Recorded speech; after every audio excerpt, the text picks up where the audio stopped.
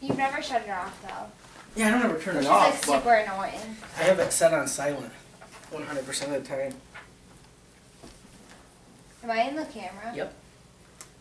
Take my shirt off. Show us your titties. Ew, Kyle, stop. That's so inappropriate.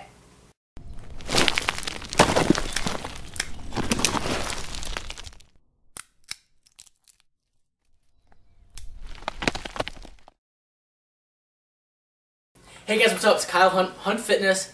I got my main man here. My name is Bob Kupniewski. They also call me Chef Bob off a lot of sites that I do post on. So, previously I was a Salvation rep, but now I'm just out and about doing my thing and having fun. So that's what it's all about. Awesome.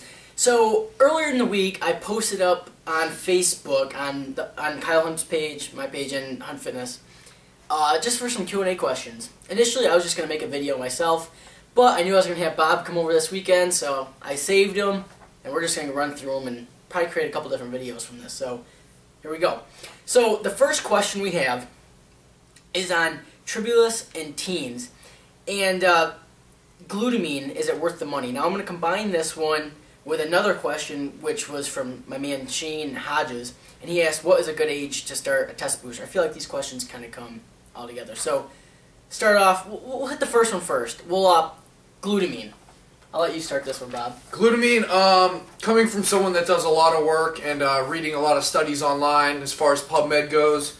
I also do a lot of reading. Alan Aragon Research Review. If any of you guys ever read about that, Martin Berkham and leangains.com and whatnot. Alan has a great stance as far as this goes, and PubMed research is showing glutamine is pretty much worthless. Just as a general overall, I mean, it is a form of a branch chain, and assuming that you do eat protein in each of your meals, you supplement with an intra-workout branch chain amino acid product, you're definitely going to get more that is necessary. Its effects, as far as the PubMed research shows, I don't know all of it off the top of my head, but you can go to Google and you could search it. I'm sure Alan has some articles on his AARR, which is his Alan Aragon Research Review, you can sign up for on his site. Overall, glutamine, I would stick away from it. Supplementation-wise, if you're going to stick with something, your basic four, which is your multi-fish oil, whey, and creatine. If you want to venture off into anything else, I would suggest branch chains, pre-workouts. But overall, glutamine, not my go-to. Kyle? Just to add to that, basically this is what I'm going to say. I agree completely with Bob, and all the research does not support glutamine in any way being beneficial in muscle growth. There may be some benefits as far as immune health, but I don't think that's very significant. So as far as glutamine goes, I don't think you need to go out and buy it, of course. I just don't think it's necessary. And I also don't think, if you're looking at products that may include it, I don't think it would be necessary. I don't think you would not buy a product because it didn't have glutamine in it. Now, if a product does have glutamine in it, I mean, it's not going to hurt you. So, I mean, it's a moot point, really. So popular ones would be like Extend from Salvation. Yeah, you see it in a lot of intra-workout products. You sometimes see it in pre-workout products. If it's there, it's there. The health benefits, I mean, it's great, but if you're looking for more health benefits, you know, take your multivitamin. Exactly. Have a nice variety in your diet. Try to cover your micronutrients, vitamins, minerals. If you need something, maybe a probiotic. Geometics Gut Health is a great one. Digestive Enzymes now makes a very respectable one. I'm trying to think. Sorts Naturals. So those are things you could look into. Exactly. Alright, so I think we've hit the glutamine. So Tribulus in teens and then test boosters in teens. We're going to kind of combine those two. Tribulus and test boosters, I would say, unless you're more experienced as far as lifting goes, 16-year-old, I think that's just way too young. Yeah. I'm sorry. Supplementation-wise, like I said, your four basic ones, multi-creatine, fish oil, and whey protein. Those would be the four I would stick to. Test boosters, once you get a couple of years of serious training, and I mean serious training, not just, oh, you know, I'm going to go do this upper body bro workout, none of that. I would suggest at least 18 years old.